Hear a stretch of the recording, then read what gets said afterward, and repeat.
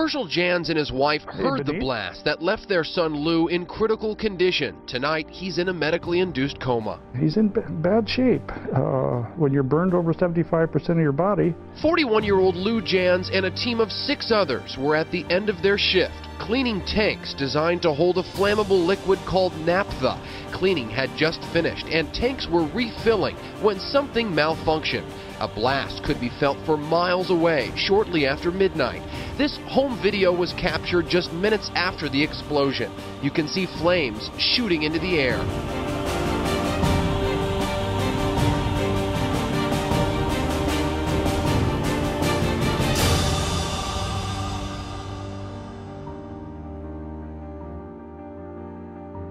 April 2nd, I got a text message about 1 o'clock, 12:30, 1 o'clock in the morning from Kim Nybarger. And he texted me and said there's something going on at the Tesoro plant and there's sirens going off. The wind was blowing that night, which is not unusual. There was a lot of noise, and I heard a whoop whoop noise. I heard that sound, and I just knew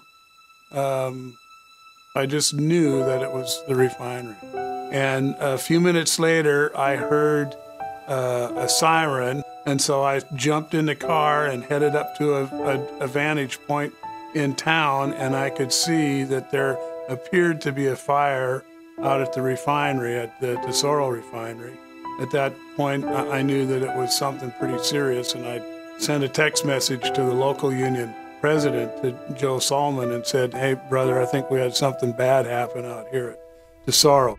My wife happened to go into work early the next morning, and she works at one of the local hospitals. And she called me at 5 o'clock in the morning and said, "Joe, it's bad." It is with a sense of profound sadness that we have to report the loss of 4 of our friends and coworkers.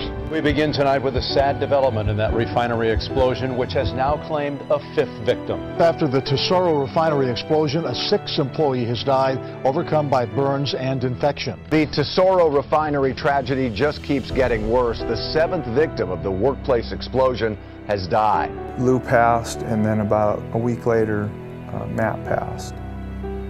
Matt passed the day before our community memorial. Matt actually lived for 22 days in intensive care in the burn unit. Tonight we've learned the Tesoro refinery has a history with the State Department of Labor and Industries. The company has been cited for 17 violations, all deemed serious. The total amount of fines comes to $85,700. L&I can't say whether those issues had anything to do with this morning's explosion, but from what the company says, that will almost certainly be something investigators check out.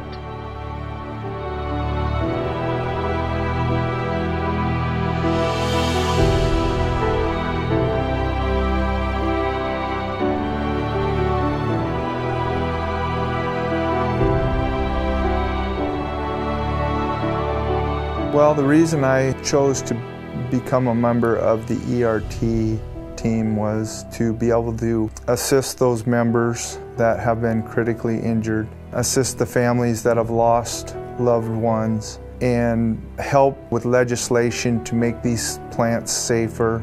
I think it sets them to ease, that knowing that somebody from the International Union is there and is feeling the same pain that they're feeling. In our view, the union's view, the view of our health and safety department, is our members should not have to take a risk when they go to work.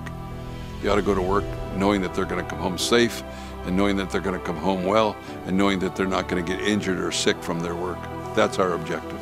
I will continue to fight for health and safety in our sites, in our plants, in any industry. Health and safety is one of the most important aspects of any business, really.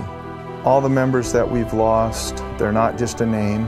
They're somebody's mother, they're somebody's father, they're somebody's dad, brother, cousin, sister.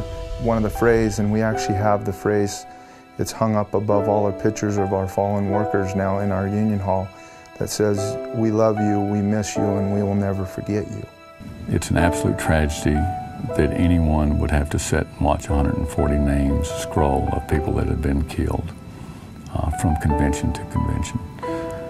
It's unforgivable, it's unconscionable, It should be criminal.